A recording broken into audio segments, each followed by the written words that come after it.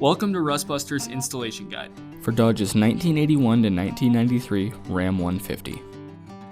Before you begin, if you're uncomfortable performing any of the processes listed in this guide, then we strongly suggest you seek the work of a professional. Ensure you have all the tools and utilities listed and that you are following all of the manufacturer's safety precautions during use. Step 1. Disconnect your vehicle's battery.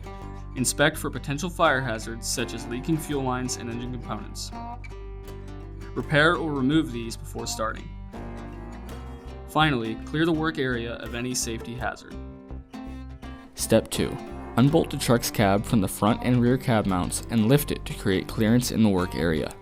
Remove any fuel lines, brackets, or components near the repair location and protect the transmission from damage.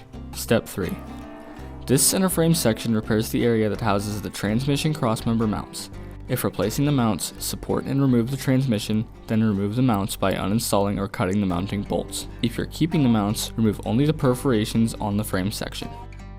Step 4. Grind the work area clean and apply weld-through primer. Slide the frame section into place using the frame holes for alignment and seat it tight against the frame rail.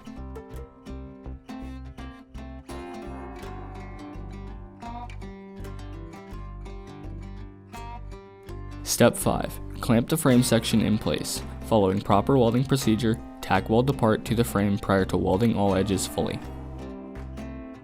Step 6. If removed, reinstall or install replacement transmission crossmember mounts, then reinstall any related components such as the transmission.